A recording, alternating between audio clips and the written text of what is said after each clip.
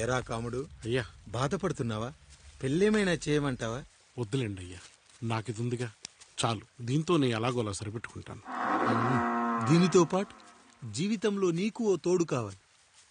రే గంటోడా, అయ్యా ఇక నుంచి కష్టాల్లో సుఖాల్లో వీడికి అన్నీ నువ్వేరా. మీరు శాసించాక నేను వేరే ఏదైనా ఆశించగలనా పెద్దయ్యా?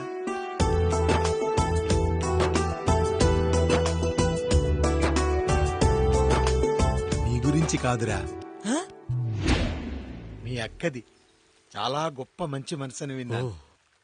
ఈ కాముడికి ఆ రాముడి గుళ్ళో పెళ్లి చెయ్యి. అయ్యా, దాన్ని పెళ్లి చేసుకుంటే దాని భర్త చనిపోతాడని జాతకంలో ఉందయ్యా. మీరంతా కలకాలం ఉంటారంట్రా. వీడు పోతే నేను లేనా, చూసుకోలేనా? నువ్వు పెళ్లి చెయ్యి, పెళ్లి చేయరా.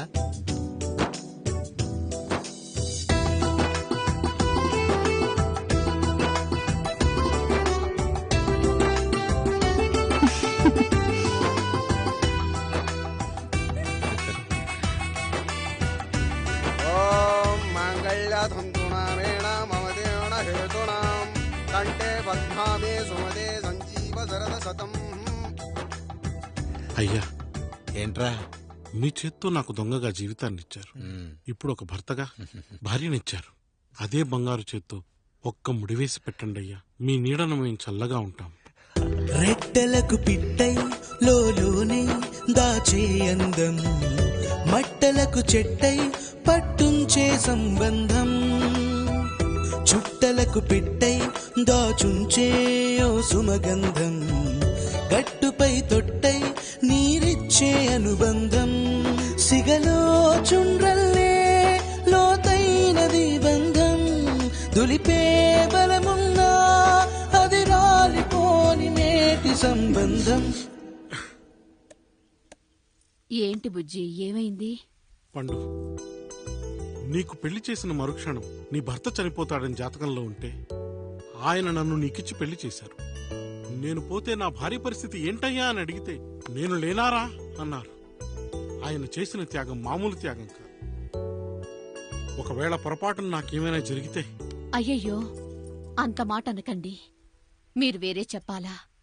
మొన్నటిదాకా తమ్ముడు, ఇప్పుడు ఈ కాముడు, తర్వాత రాయుడు. ఒరేయ్ కాముడు, పెళ్ళైన దగ్గర నుంచి మీరు సరదాగా గడిపిందే లేదు. మీరిద్దరూ సరదాగా హనీమూన్కి వెళ్ళిరండి. ఏ ఊటీకో కొడైకెనాల్కో. ఇదిగో టికెట్లు.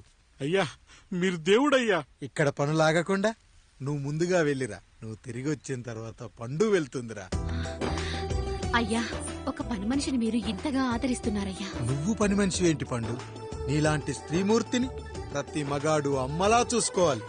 ఇక నుంచి నా బిడ్డలు నిన్ను అమ్మా అని పిలుస్తారు, అమ్మలా చూసుకుంటారు. ఏమంటావు జానకి? రెట్టలకు పిట్టై లోలోనే దాచే అందం, మట్టలకు చెట్టై పట్టుంచే సంబంధం, చుట్టలకు పిట్టై దాచుంచే ఓ సుమగంధం,